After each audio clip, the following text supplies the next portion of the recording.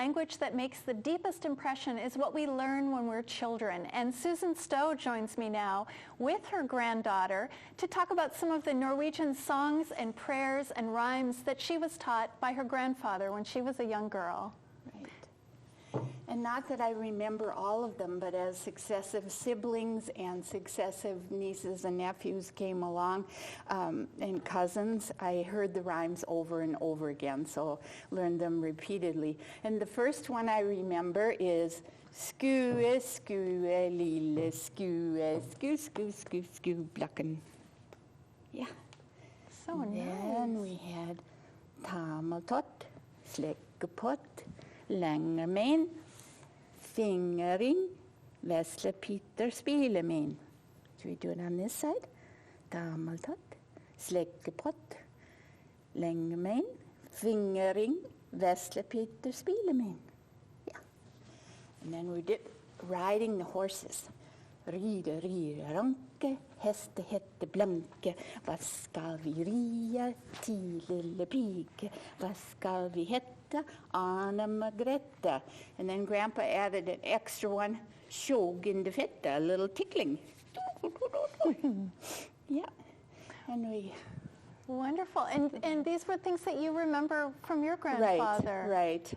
And this is a book that you brought along. Right. Your first reader? So afterwards, it wasn't my first reader. It was printed in 1899. Come on. Anyway, we would look at the pictures, very cute pictures, and he would say, in katt, in moose. So you'd see a dog and hund and so forth, and just look through the pictures. And it's in the old-fashioned script, so I can't say that this was my primer, but it might have been his. Very good. Well, it's wonderful that you can continue that with new generations in your family. And he raised chickens, and so we always sang the song Paul sine hunder, because it had the part of the verse, klukk, klukk, klukk, se henne på haugen. You want to look at the book too, don't you? All right. So that was kind of fun. Nice. Well, thank you so much, Susan. You're welcome. Thank you, Astrid. Say thanks. One of the signature instruments of Norwegian folk music is the Hardanger fiddle. Ron Kvass joins us now with a beautiful example of a fiddle that's been passed down in his family. Tell us about this, Ron. Well, the Hardanger fiddle is primarily from southwestern Norway, and it's the first one was back in about the 1650s, and then the more modern form that it has now is from about 1850. And it is very decorated with mother of pearl on the fingerboard and then around the edge. And incredible detail. Yeah, and then also the thing you notice is that most like a Stradivarius violin has 4 strings and 4 pegs, but the Hardanger has 8. So it's like the difference between a 6 or a 12-string guitar, in that you get the resonance then, so it has an entirely different sound.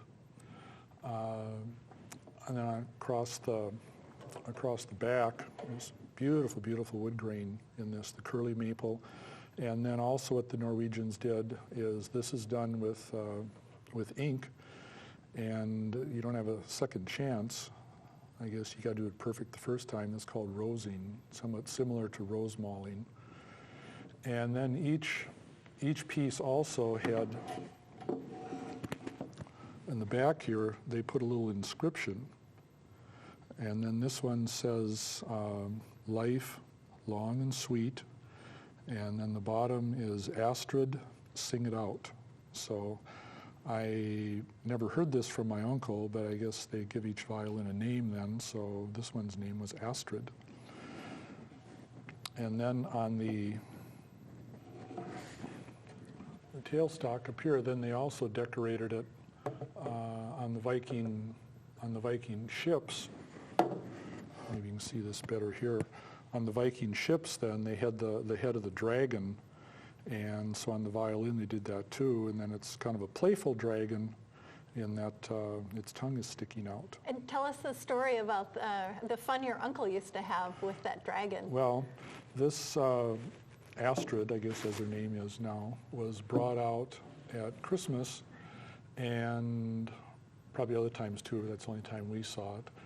And then before he'd bring it out, when we were younger and say, like the 4, 5, 6 age, then when he was, my Uncle Hans, when he was getting it out, he'd say, well, the dragon knows, like Santa Claus, if you kids have been good or not. If his tongue is out, you've been good and you're going to get something. And if it's in, you kids ain't getting nothing this year. And when you're of that age, you believe everything they say and you're quite worried about it. And he'd stand with his back to us and then he'd say, well, I guess you're going to get something. And then by the time you're about 7, you figure this out, that, it's a wooden violin. It's going to be out all the time, but, that you're tongue young. Can't go anywhere. Yeah, you believe it. And then I had sisters that were 2, 4, and 10 years younger than I am. So you didn't tell them, you just kind of enjoyed this along and watched them agonize over it and worried about what the dragon was going to be doing if he found out. And then if during the year sometime you had done, you'd heard, you had done something that you weren't supposed to, you'd see him, then Hans would say, well, I bet that dragon's tongue isn't out today. I bet it's in. You kids are in trouble. So this violin has a lot of nice memories for our family. Thank you so much. You're welcome.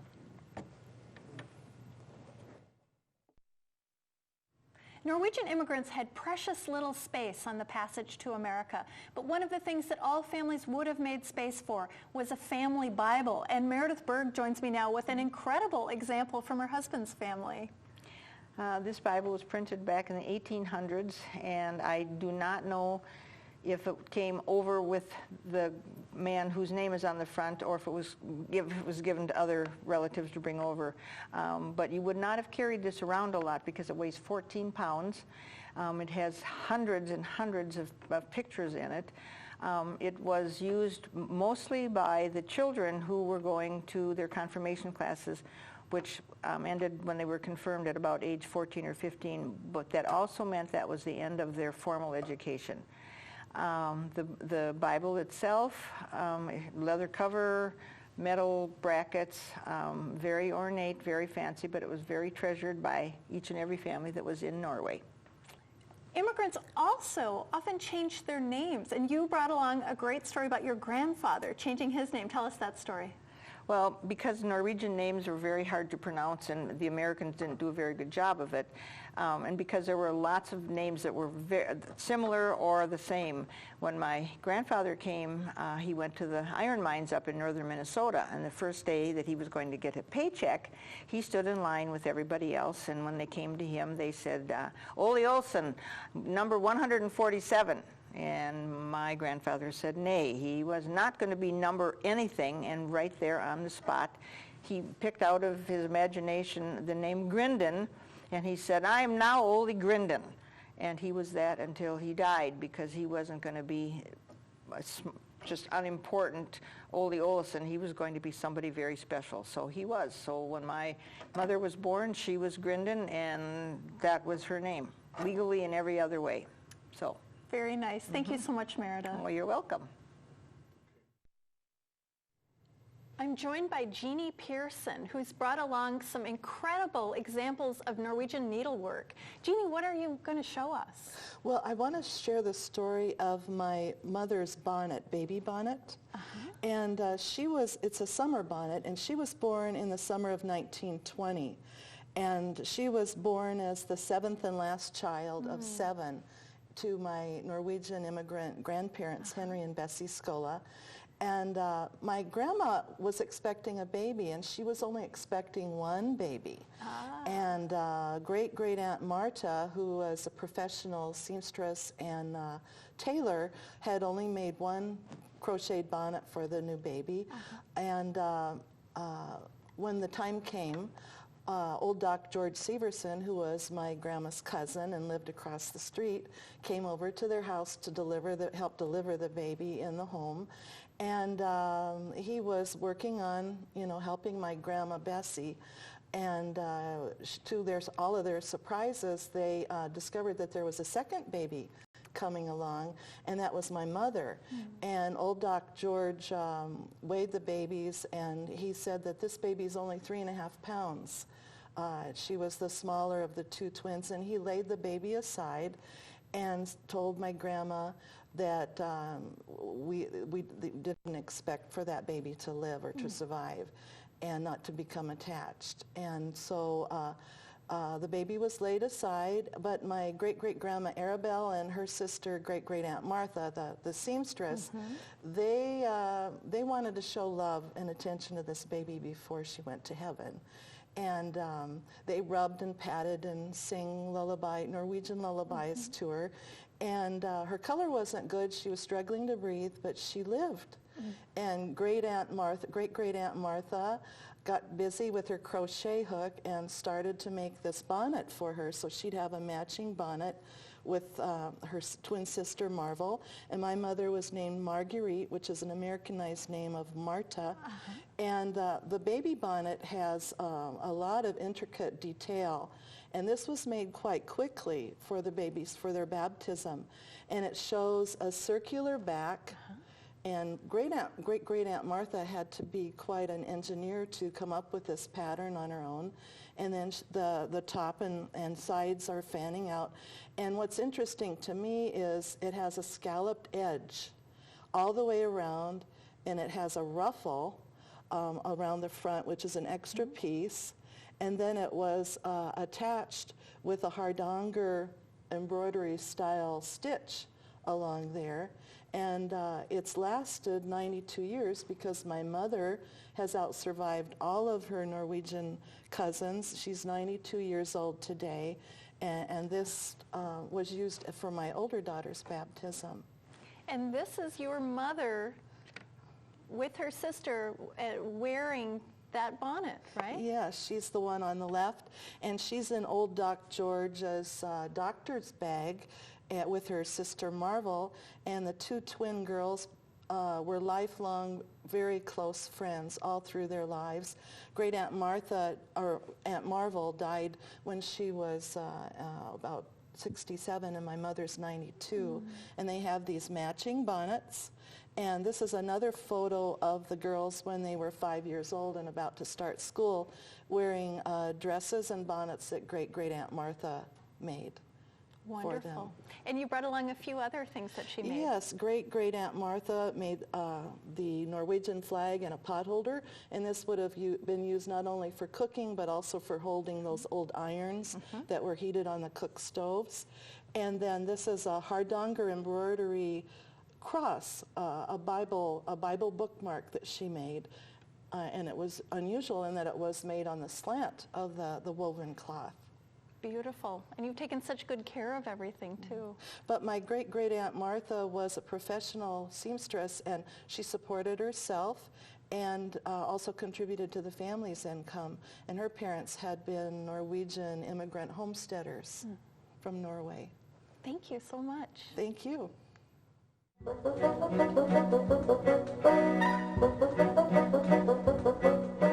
One of the things that all immigrant families would have had to contend with was laundry. I'm joined now by St. Paul Sons of Norway Lodge President Ron Stowe, who's going to demonstrate some early tools that families used to press their laundry. What did you bring here, Ron? Sasha, we have two mangletræer. Okay. In the singular is mangletræ. And I've got an old antique item. Okay, that's this and one. I'd like to demonstrate how that worked. The wet or damp linen would be rolled around this dowel, and then simply using the mangletræer to flatten it out, and then it would be hung up so it would be fairly flat and smooth. Okay. And this one comes from southeast Minnesota, and obviously was made out of a single piece of wood. You can see the bottom was well used. Yes. And I don't know if the curve came by itself or was intended that way, but it seemed to be more useful because of the curve to it. Nowadays, you tend to find more decorative mangletræer, such as this one, that has the traditional horse for the handle, And the canvas wood carving, this was often done by a young man to impress a young lady. And he would make a proposal of marriage by bringing a mangla tray, hanging it on the door of her house, and if she accepted his proposal, she would take it in the house. If she turned him down, the mangla tray would hang there for 3 days, and he would have to come and take it back. Oh. And the saying goes that the best wood carvers in Norway are bachelors, because they had to make so many of these mangla tray, because they couldn't give the same one to another woman. They had to carve another mangla tray. Often it had his name on it with the date, and sometimes they were painted as well as carved. And if she accepted, she was in for a lifetime of laundry. That's true. Thanks so much, Ron. You're very welcome. Modern Norway today is one of the wealthiest countries in the world, but when our Norwegian immigrant relatives came, they were coming from a very hard-scrabble existence, and the silver objects that they had would have been very precious and passed down from over generations. Cheryl Hove joins me now with some of the treasures from her family. Cheryl, what did you bring for us? This is a silver pie and cake server, and the design is an open filigree with a bridal crown on the end of the handle, and the oval spoon is just plain on the serving part. And on the back, it has TH, and that stands for my grandfather, whose name was Torstein Helgeland. He was born in 1888 in Rogaland, Norway. And he emigrated in 1907, and he lived in Iowa, and then he married my grandmother Josie. And for their wedding, they received this beautiful silver spoon from the relatives in Norway. And my sister has inherited the spoon now, and it's used for serving for special, very special events. Lovely. And then the other object that you brought along, I understand, is some jewelry from your mother's side of the family. This is from my father's side, and it's my great-grandmother, Karen Marie, and she was born in 1854 in Norway, and it was on the island of Bonlo. And when she was 44 years old, she died, and my grandfather, Christian, was only 9 years old. Karen had this beautiful soya. It has an open silver background and 4 points on the top, and it has 7 dangles with 17 spoons. And when she died, her daughter, Kristen's daughter, who's named Karen, inherited it. Well, Karen married Anton Lavik, but she didn't have any children. And so when she died, then Lovisa's granddaughter, Karen Marie, received it. Karen Marie has come to visit us several times, and I have visited her 3 times in Norway. Well, she wanted this to be inherited by someone, a descendant from America. And so she chose me because I'm the genealogist for our Hovland family. And she chose me anyway, even though my name is not Karen. Wonderful. Thank you so much. Life could be difficult for immigrant children, and Joanne Hoganson joins me now with a story about a neighbor who spent part of her childhood in an orphanage. Hi, Joanne. Hi, Sasha. So tell me about the story. Well, we met Marie Martin, who was a neighbor.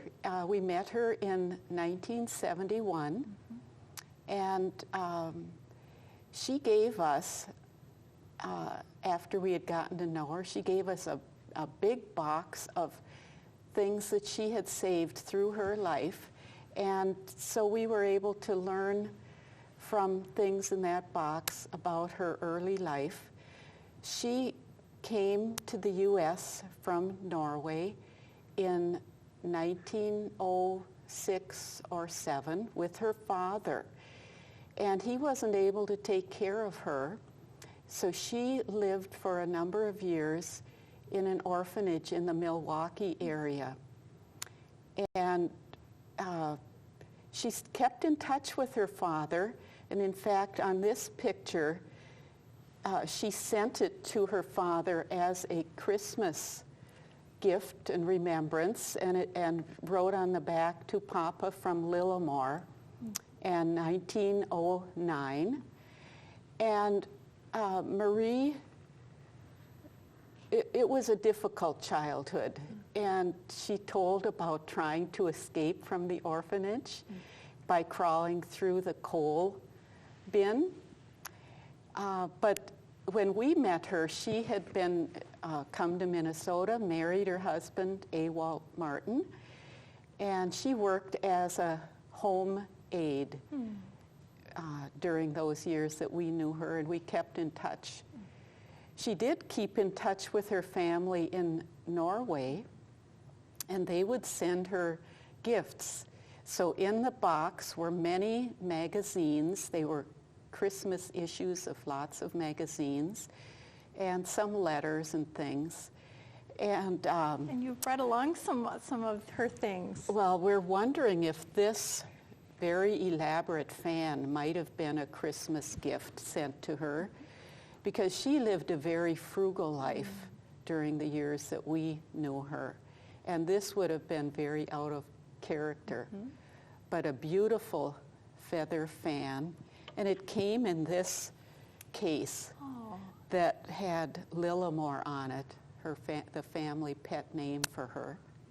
Beautiful. We enjoyed getting to know her, shared birthdays with her through the years.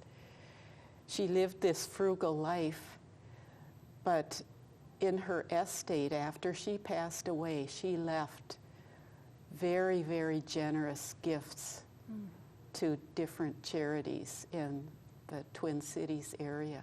What a nice legacy from a difficult beginning. Yes. Thank you yes, so much. Sure. Oh, you're welcome. Rose mauling is one of the signature crafts of Scandinavia. And joining me now to talk about it is Axel Torvey, who's brought along a couple of objects. Axel, tell us about this plate. Well, this plate is typical of things that were brought over with the immigrants when they came from the old country. And these plates would be in the trunk, and the decorating on the outside of the trunk would be a different style. It would be symmetrical, or it would be asymmetrical, a lot of flowers. When you talk about rose mauling, definitely what we're saying is rose painting. As you look at the plate, and you think as a consumer or a customer, we think of the value of the plate a lot of the times. And so we would think, how old is the plate? And in doing that, and you think of the provenance or the history of the plate and who painted it and many other things, and you turn the plate over and you might find a tag on the back that would give the author, it might give where the date and where it was. You find all kinds of little history notes on the back of these items. And then tell us about the chair that you brought along. This was a gift from a friend in Duluth to my children. And as they received it, it was bare, and it was not even sealed, but we wanted it decorated, so they asked me to rose maul it. So I was just beginning, and so I used beginner's books, and I selected a freehand painting, which would be telemark and Hardanger together. And as we did it, why, it has worn very well. The children love it. My grandson said, "Grandpa, you will bring this back tomorrow." And why is it called a pouting chair? Yes, we remember that when children were naughty, we send them to the corner. And so this would be a little chair that would sit in the corner for them to pout. With a very festive painting from Grandpa on it. How nice. That's true. Norwegian immigrants who came to this country worked a variety of difficult and sometimes dangerous jobs. Joanne England joins me now to talk about her grandfather who worked as a gold miner. Joanne, tell me what you brought. Well, once upon a time, long, long ago, in the late 1800s, early 1900s, my grandfather, Paul Sands, who was living at the time in Timberland, Wisconsin, they'd immigrated in 1888, wandered off to Leeds, South Dakota, to the gold mine. The Homestake mine was a big thing at that time. And this is all I have to document that time, his miner's candle. And they picked this into the wall, lit the candle, and then would work there. They also had a candle on their helmet. And this has just stayed in the family ever since. While he was working there, my grandmother was in Denver, Colorado. They'd both grown up in Timberland, Wisconsin, and gone their separate ways for their own adventures. And he kept in touch with her and wrote her, and in 1902, I think it was, she showed up on the Burlington train from Denver to Leeds, South Dakota, and they got married. And then they moved back to Timberland and then into St. Paul. Nice. And so it was an episode in his life. You know, he died in the flu epidemic in 1918. And he also worked as a lumberman, and he worked in a refrigerator manufacturing place on University Avenue. So the careers changed, you know, over time. But it would be fun to be able to interview him and know more about it. And you also brought along a property deed. Tell us about this. Yeah, this is my mother's side of my family. This is my father's side. My grandfather, John Wickeran, and his wife, Anna Van Anderson at the time, lived up in Crookston, Minnesota, and met up there after each family had immigrated here. And they married, had 3 children up in Crookston, then moved to St. Paul. Where they got a good deal on some property. Yeah, they bought property at 1925 Hillis in St. Paul and built a house on it. And this mortgage is from Sons of Norway, because Sons of Norway was a fraternal organization founded by Norwegians that came here, and they borrowed, put money together and borrowed from each other, and that's how they paid for their houses and paid for what they did. So this was a huge mortgage of $500. I have the building permit also that I got from Ramsey County Historical Society, and it said that the house was built in 1908 at a price of $1,500. So how he funded the difference here, I'm curious to know, but I don't. Knowing my grandfather, I would guess he saved the money and paid cash. Well, it's very appropriate that you would bring it here to share it with us today. Thank you so much. Yeah, it's fun to be able to go back and follow some of these things. So. Norwegians love their coffee. It's a much anticipated part of daily life, a ritual that our immigrant ancestors enjoyed and even today. And today, Millie Hartleben joins me to show us the coffee grinder that her grandfather brought back from Norway. Tell us about your grandfather. Yes, my grandfather's name was Ole Breiland, and he came from Norway, from Tinn, Norway. And he had a one-way ticket to come to this country, and he came through Montreal with 2 of his buddies. And he came when he was 20 years old to avoid the draft in Norway. And he landed in Fergus Falls, Minnesota in 1800s. And he spent 1 year to pay for his trip from Norway.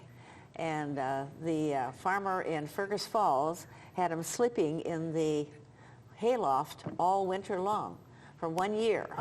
And my grandfather never told me the name of this man because he said he didn't like him. Oh. So after he finished off his year, then he went to Reynolds, North Dakota to help with the wheat farming. Okay. And tell me about the role of coffee in daily life. Well, he brought this coffee grinder over, and I'm sure he used it because it's really pretty well worn.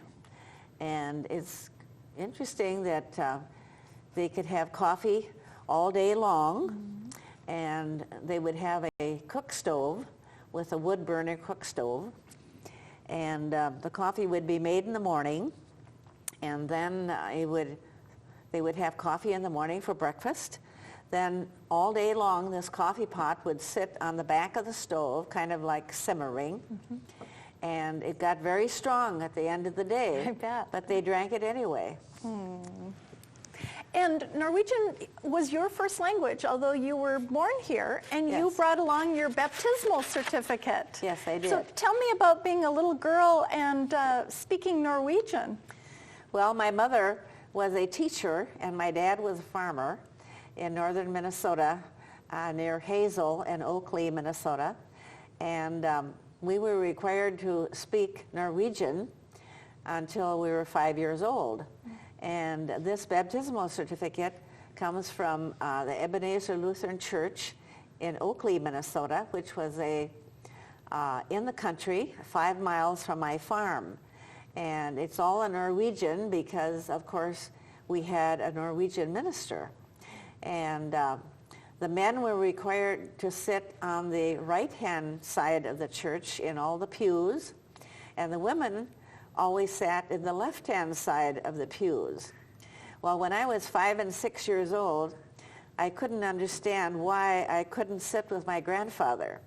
So when I got to understand what it was all about, going to church, I sat with my grandfather. So I was the only little girl sitting on that side of the church. Aww. But it was fun. Thank you so much. You're welcome.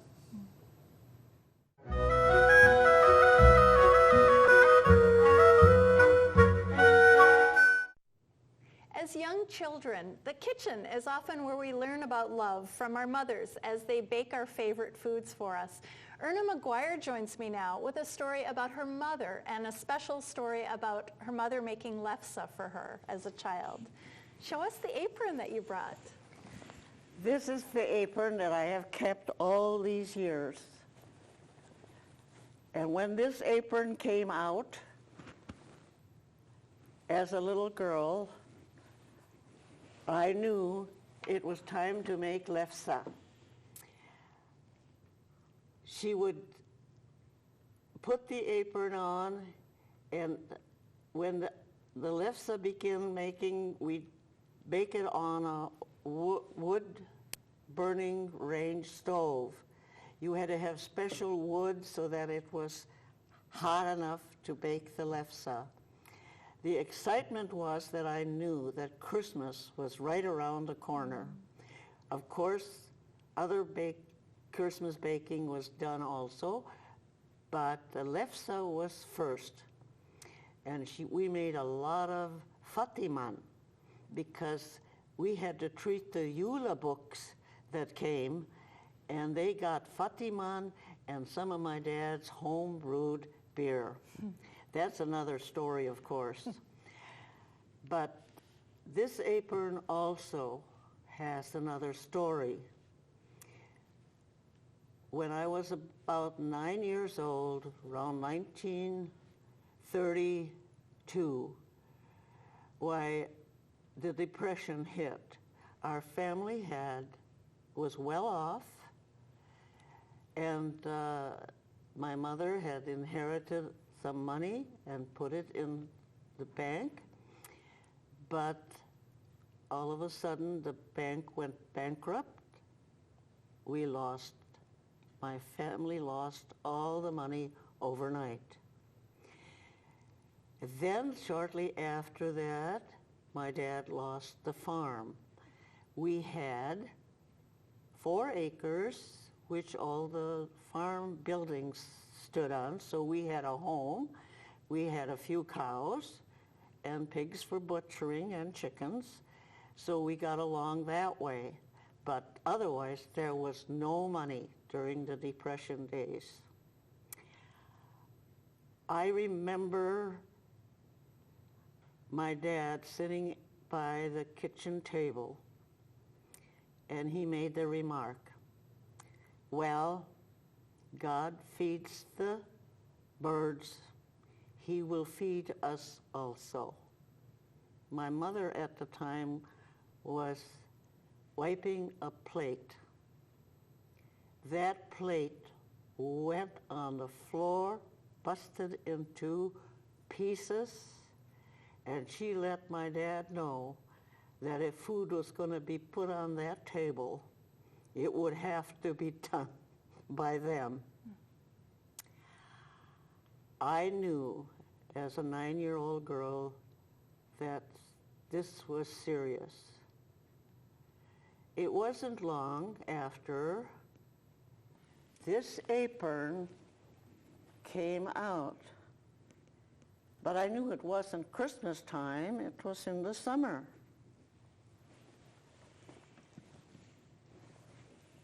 And then I found out that my mother had gone into Cannon Falls and had made arrangements with a grocery store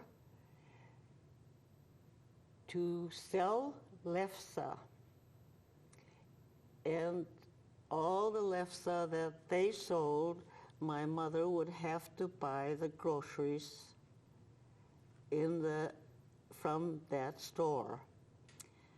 My mother also made lefse and sold from the home. People came to our house and bought my mother's lefse. She continued this until the Depression days were over and Mom and Dad was able to find other means to make money and bring home the money that was needed. This apron, to me, means determination to win the battle. It means hard work. It represents Christmas joy. And, of course, survival. Thank you so much.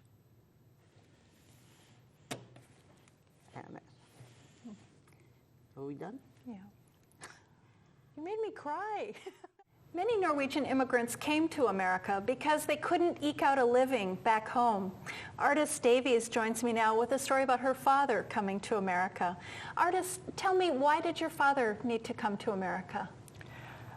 He was in a family of 9 children. There had been 10. A child died in infancy. And they lived on a rocky little patch on the fjord near SoN, Norway.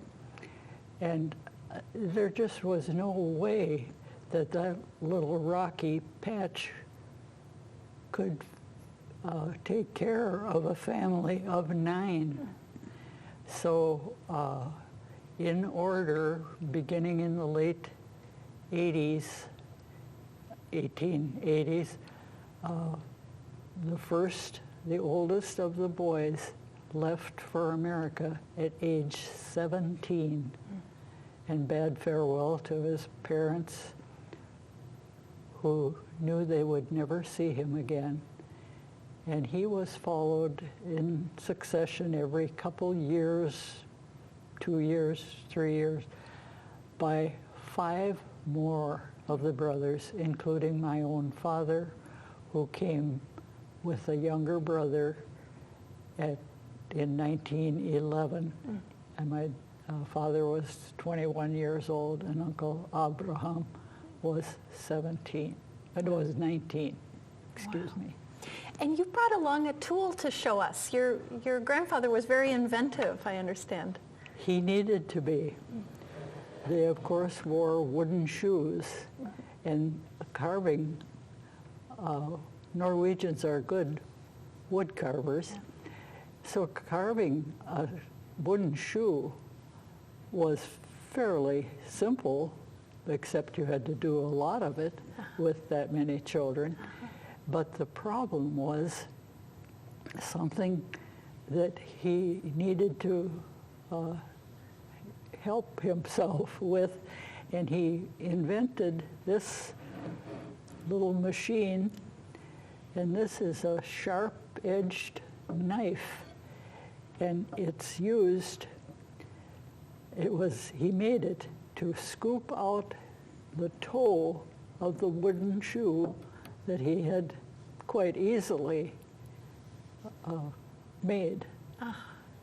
So this was his invention. And at the same time, my grandmother knit socks and mittens and sweaters all her waking hours that she wasn't busy feeding the family or whatever. And she, I remember my dad telling the story of his mother walking over the Rocky Mountain passages with her yarn in her apron pocket and knitting as she went, paying attention to her knitting rather than where the rocks were or whatever other impediments there might have been. She had to be busy every second of the day. Every second. Wow. Thank you so much. You're welcome.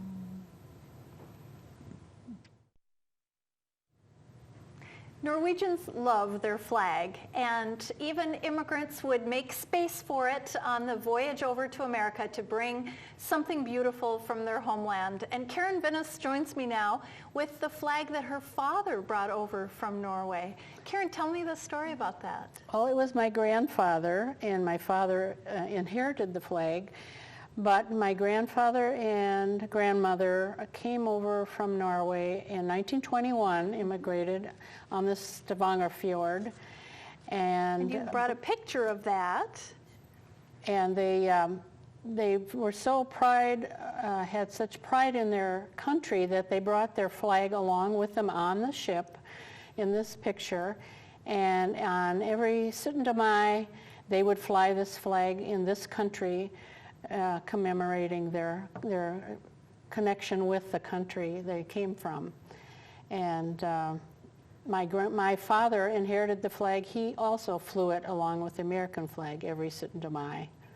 And this is your father when he was 10 years old on the ship coming to America? Yes, that was my father, age 10, and with my grandfather and his sister, who was 9 at the time. And my grandfather was born in Stabæk, in Bærum, near Stabæk, west of Norway, of Oslo, Norway. My grandmother came from Hamar, near Lillehammer, in the center part of Norway. And they came on the SS Stavanger Fjord and came into Ellis Island on May 22nd, 1921. They settled in Fargo, North Dakota, and every Suttendamai they would fly this flag on the front of their house. And that was a very large Norwegian community at the time, so they felt very much at home with the community. And they joined the Sons of Norway, Kringen Lodge, back then, and my grandfather was president for a couple of years. My grandmother was secretary of the lodge for a couple of years. And my grandfather had a very nice voice, and he sang in the men's chorus and was part of the Songerfest, several Songerfest, national Songerfests in those years back then. Lovely. And the flag has just been beautifully cared for, and it's in wonderful condition. Yes, and I'm very happy to have it in my possession. And I fly it on Suttendamai every year on the balcony of our building. Excellent. Thank you so much. Because I don't have a flagpole. Oh.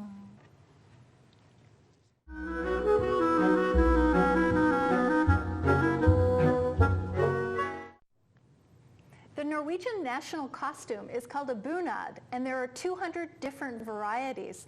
Mary Beth Muchler joins me now with her bunad. Tell me about it, Mary Beth. Well, you said that there were 200 different varieties, and that is about the count that they do come up with. Mine happens to be from the Hardanger region, and the thing that makes it different is the beading. Most of the Norwegian bunader have stitchery on them, but the Hardanger and the bunad from Voss have the beading, which is very reminiscent of American Indian beading. And yours also has beautiful embroidery on the apron. Yes, it does. This is a Norwegian stitchery, probably one of the most famous of the Norwegian stitcheries, and it is called Hardanger. And your mother made yours. My mother did, along with quite a few women from the Synnøve Nordkapp Lodge in St. Paul. And they were going to be honor guard for King Olaf when he came to Minnesota back, I think it was in the 70s. Lovely. And how do people choose their bunads? Well, there are different things that you read. Some have quite strict rules, and they say that you choose your bunad from the area that your relatives came from. And now, more modern reasons for choosing, they say, people are moving around a lot, and so they get to an area in Norway, they really like it, and so they choose the bunad from there. Others just, they say choose them because they like them. Sure. And how much do they cost? Well, it kind of depends, $2,000 to $10,000, and that's kind of dependent on who makes the bunad. If it is made at a Husfliden in Norway, it's obviously more expensive.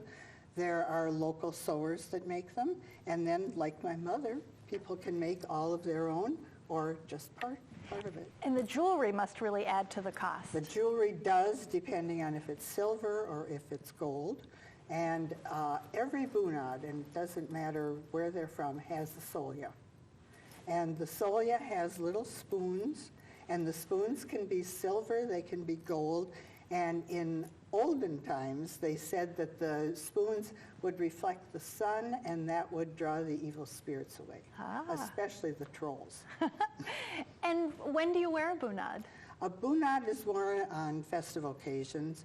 It could be baptisms, confirmation, weddings certainly, at Christmas time, and of course on May 17th, Independence Day. Wonderful. Thank you so much. Well, thank you. Now that's the CEO of Sons of Norway. Oh. And he is a member of our lodge. Oh, wow. Coming from a cold climate in Norway to a cold climate in the upper Midwest, people depended on wool clothing in order to stay warm in the wintertime. And often they would have to spin the wool. And Ron Kvass joins me now with his grandmother's spinning wheel. Tell me the story of the spinning wheel, Ron. Well, the spinning wheel, from when I was a little kid, I always remember it. It was always there. It's always been around, but no one ever talked about it much. It was back in a corner. And then when we were doing this show, then it'd be a good thing to have in the show. And so then we had to research it a bit, learn some things about it. We went down to Vesterheim and learned a lot. One thing I always wondered about it was these letters were on here, MEDT, and some cultures have names that are, they have many, many names, but Norwegians generally don't. And the curator down there told me what these letters are, is that the first one is the letter of the name of the girl this was made for, and the second letter is her father's initial, and the third one is D for dotter in Norwegian. There probably weren't many that were made for sons, I'm guessing. And then the last one is the name of their farm. Every farm in Norway has a name, and then this 1875 was the year in which it was made for her. So this spinning wheel is 137 years old, and it still works. Great. Well, show us how it works. Okay, the various pieces all have interesting names. This that goes from the treadle that you push up and down, and then this is called the footman, and then I'll just spin it around here.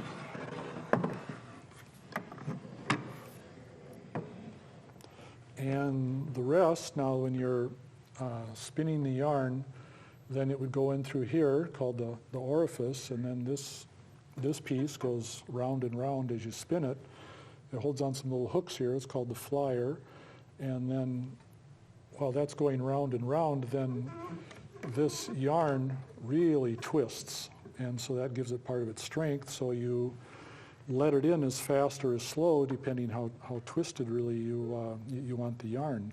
And then it goes on to a bobbin. And then when the bobbin gets filled, then you have to use a yarn winder then to take the yarn off. So, Ron, I understand that the spinning wheel was important for your grandmother in how she made her livelihood. Tell us about that. Well, it was part of it. It was, part of it was during the Great Depression, obviously. And then she was essentially a single parent, and women, didn't have jobs in those days. And so my dad said that she made, he had a lot of socks and a lot of sweaters and that made from this. And then she also made things for other people, and took things in and repaired things and did laundry and that. So, you do the best you can with what you have, and so this was a big part of their life then too. Thanks very much. You're welcome.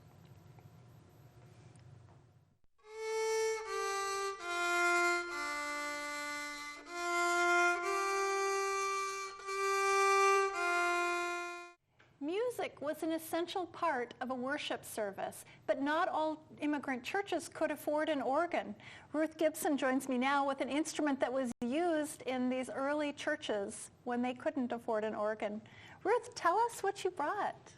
Well, I brought the psalmodican, which is it's an old instrument that a very old one, and it's been kind of damaged over the years, but we've done we play by number, and we had a new numbering system just on a numbering stick, and it only has one string, and you play it, with one string. It's the same as a guitar, G on a guitar, and you play it with a violin bow, and that's how they did it. And I understand that it was special that it was allowed into the church, that not all instruments were allowed into church. No, the Hardanger fiddle was not allowed into the churches because it was played like Saturday night very often at a dance, and they were afraid that the demons would go on it at the dance, and then it would be brought in Sunday morning and the demons would get into the church. And so when the psalmodican, they wanted it to lead the church in the churches, they had to get an order from a law from through Parliament, the Stortling, and in 1835 that was okayed, and so the psalmodican came into the churches, and there were just tens of thousands of them all over, in the homes and in churches.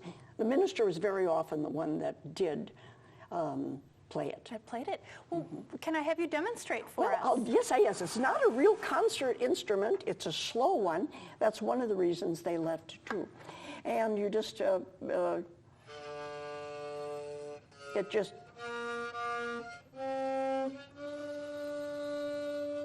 and we have them. They're made now in alto, soprano, alto, bass, and baritone, 4-part harmony.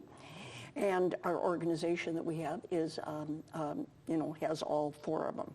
We have one fellow in our group that has made plans for them, and he has a kit even to put together. And I understand they're enjoying a little bit of a resurgence, and you're part of a group that performs? Yeah, we have. It started by Beatrice Hole from Eden Prairie, and she started it, and she really met a fellow by the name of Harless Anderson. He was in our Sons of Norway Lodge, and he was a retiree from 3M, and he found one in his attic, and he was real good on it.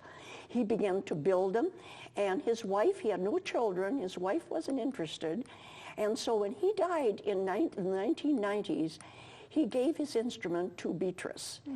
And the two of them, he taught her, and the two of them went together. Now we have we've got a quarterly magazine, and the group in Norway and Sweden has come over and met us in 2000, and in 2005 our group went over and played with their annual meeting. Wonderful. I'm so glad you're bringing that history back. Thank you very much. You're welcome.